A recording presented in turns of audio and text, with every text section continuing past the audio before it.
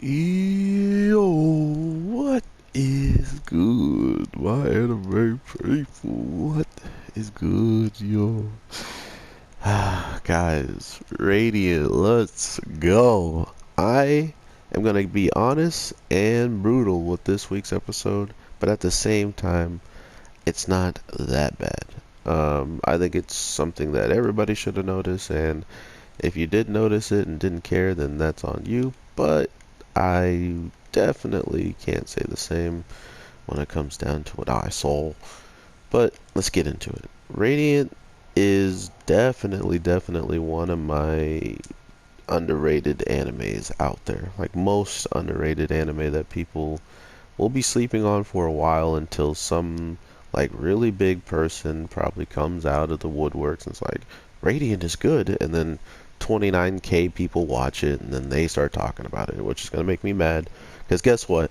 Radiant's always been good and it has slow pacing, sure, but the pacing is what makes the show a better payoff for it. And the brutal thing I want to say is these mother truckers.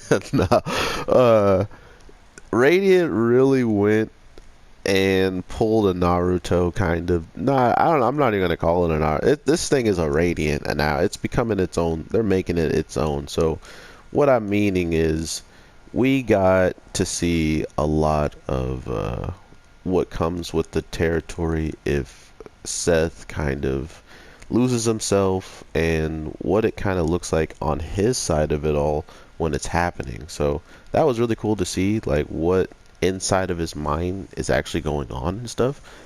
But then to get the flip side of it is it was a really like poor man's way of just throwing like an overview of at us within a good like almost what 10, nah, I want to say like 5 to 6 minutes of the show is just literally going back to the start when he was getting bullied all the way up to him making up with Millie, and you know what I mean? Like this is the type of stuff that they do in detail. This is the type of stuff that you either hate it or you love it. And this week with them teasing, telling us that Seth already loses control in the previews, and then to give me this, I was heated. But not in the way of, oh my god, how could they do this? This isn't good at all. It's really good because not only does he kind of show us what he holds at the highest regards, what is the things that really made you change? What are the things that really stick in there with you? And those were the things. It's just, I know all this stuff. Do you guys though? you know, like do all these people who skipped season one and just heard about some crazy battle and hops into this, or a crazy transformation that happens this week. They're gonna hop into this week's episode not knowing nothing, so they're playing it to the heart with this character, and I can't hate on it, but I can tell you that I've did not want to see it because I am a fan. I know everything that's been going on, so to see this is just telling me that some people need to watch more, man. Open your eyes so we don't have to get this again. And he could just be like, all the things I've been through, it's prepared me for this. And then boom, I know everything you're talking about. I know everything he's talking about. But regardless of all that, we get to see like how it looks in the case of what we'll probably be seeing in the future of him losing control and maybe going into his mind and seeing this eyeball, which I hate using comparisons to other shows or using things that might ultimately, kind of give the show Radiant less credit and almost try to credit, like I'm trying to credit them by taking something. But there's a lot of different designs out there that have used this eyeball floating thing, and I'm glad it's in here because it's always been one of my like creepiest things to see and be like terrified of, right? And because of that, it's in here and it's terrifying. As soon as he goes out of his way to kind of reach out to it to see what kind of, shenanigans kind of comes with something like it, or what the heck would happen even if he interacts with it, I guess is his first thought process. When my first thought process is to backstroke in that mind bubble thing backwards if I can.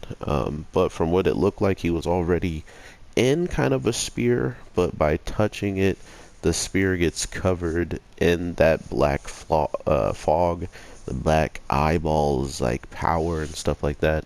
And for some odd reason, him crying out in that area, in that place alone, almost was the one thing that reached everybody who had a connection with him. And everybody who got a connection with him was making a mad dash to the castle, besides the person who I didn't, I least expected, right? Like the person I 110% did not expect to do anything just pops up and saves the day. Like, he's like, oh, well, you know what? I've been sleeping for a couple of episodes. I haven't really trained anybody. I dumped training on someone else. You know what? I'm just going to flex a little bit. And from what I can tell now throughout this whole entire show, that the power scaling, okay, this little short man who brought Seth into the, or told him to go in the stable and gave him like a password to say, or like a secret word, is up there. Either he is ridiculously powerful in this area alone, like because he's in this vicinity or something, he's gonna have like some weird power like that, or he is just absolute one. Like, he is the one. And what I mean by that is he straight up is laying down, chilling, and instantly teleports up and saves our boy this week. So what happens within the mind is Seth ends up touching the eyeball, getting into this weird, like lost state where he's not talking anymore. He's not, only thing he's doing is reacting and attacking the people in front of him.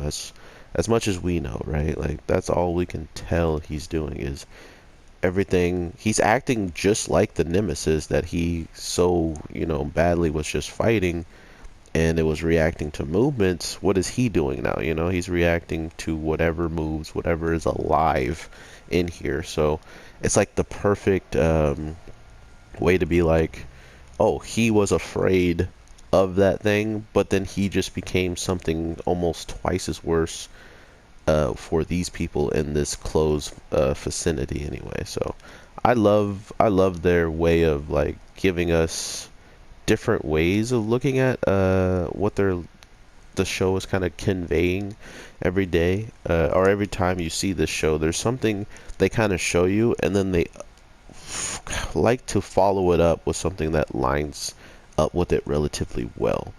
And I don't know if you guys catch that, but we'll see if it continues in this season or not. But overall, I definitely recommend Radiant for you guys. It has been amazing. This transformation this week was pretty awesome to see. Not only that, we're probably looking at Seth finally getting more information about what's inside of him, and maybe having a little bit of a connection with it, or control over it, or some type of anything. Because with this guy, here, everybody feeling Seth's power, and him going against the man who trapped him and almost literally taking him out, and these two spirits that are pretty much like his guides at this point or something. Like, they seem like they're guiding him in the direction to do what he's doing, and not only do it, but to not be so like tense, or so, you know what I mean? Like, they seem like they know whatever is happening is going to be fine, but they're getting ridiculously cocky when they're trying to handle Seth, which sure they did at the end of the day, but these guys almost lost their life in the process. So we'll see how all this plays out. Definitely give Radiant a shot if you haven't already, if you're just checking this out. This was an absolutely hype episode. Every episode this week was super hype, so it's hard to say which one wins in my case. But overall, I hope you guys have an amazing day, night, evening, and with all that being said, Spirit Gun. Peace.